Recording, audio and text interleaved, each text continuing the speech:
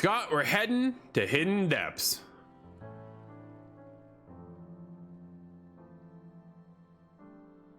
Scott, you and I are checking out Submerged Hidden Depths. This is a sequel to the first original Submerged, which I played, dude, it feels like forever ago at this point, gotta be honest. And it's funny how it hasn't really changed all that much moving into the sequel.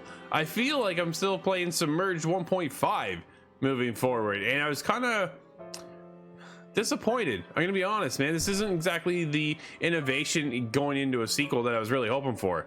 Moving forward, brother and sister, and that's funny because I'm looking back on, did you get your brother at the end of the first one? Spoiler for like a 6-year-old game now, or 5-year-old game.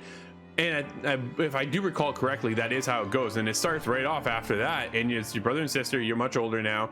This is a sequel. I wanted to see the innovation move forward, bring in some voice acting, not some kind of like mumbo jumbo like Sims, right? And then the dialogue pops. I'm like, I just feel like we're past that stage now, especially in the technology that we're at with today, that this could have been brought up to the next level. Graphically, I think it looks okay. It isn't mind-blowing, but it feels like, again, it's something I played. This feels like that 1.5.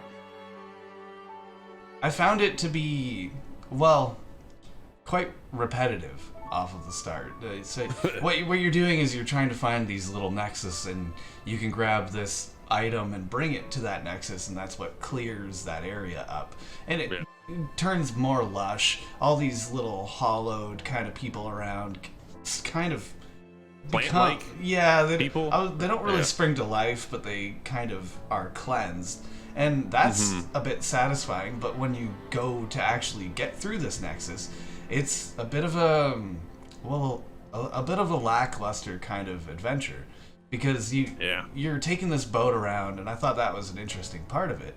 But when it comes to each nexus to climb a skyscraper, let's say, it's very basic, and there's really only one path forward, and it's highlighted with red, almost the same way that Mirror's Edge is, but there's a far fewer options that you have, so there wasn't much of a difficulty to it. Not at all. It feels very old school mentality in the design of this game, right? And I think that's what it shows, that it hasn't really pushed the innovation moving forward. Now, coming off of Horizon Forbidden West, I know, completely different game, but what they used in that game was the ability to then right click the analog stick as you're climbing, and it would highlight sections of where you're able to climb. Right? Oh, okay. Innovation moving forward is kind of what we're at. Dude, play Assassin's Creed. You can climb almost anything in that game, and you don't need to see which path you can go. You just go. It looked kind of similar, actually, the way the climbing works. It's almost the same animations as what you'd expect from an Assassin's Creed, but I hear what you say about that old school design, because it kind of has a clunkiness to it that I have to comment on. When you're trying to get to a ladder, again, a bright red ladder, you know you're supposed to be there.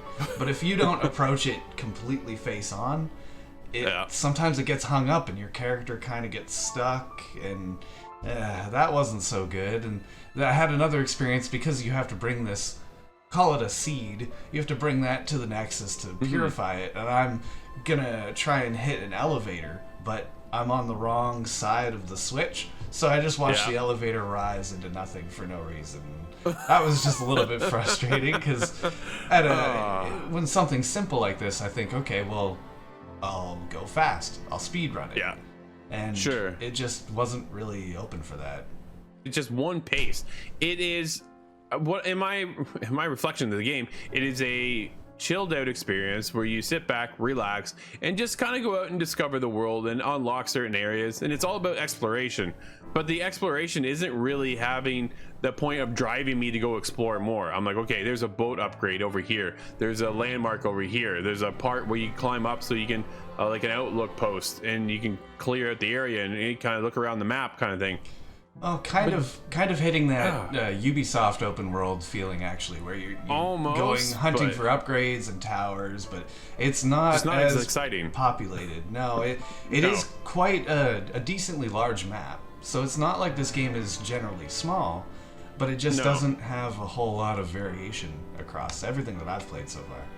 So they've expanded upon that a little bit, and I think that's one of the biggest innovations moving forward within the game. And the last one, Submerged, was very closed off. You would have one section, you would climb that, discover your area and uncover things, and then move on. Now within these areas, I found myself, I'm having to go over here, trigger off something, which open up a gate into this other section, which then I can go over there, and then I can go over to this part. So it felt a lot more open world in the map design for when it comes to traversing these certain areas to unlock and kind of blossom that area.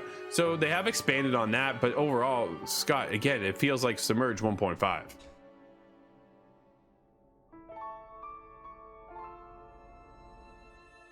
Well, Scott, I feel that Submerged Hidden Depths is just not that deep in the end, and for me, it's a recommend or not recommend, and I can't really recommend the game. It just seems too dull and uninspired with no gravitational pull to a story.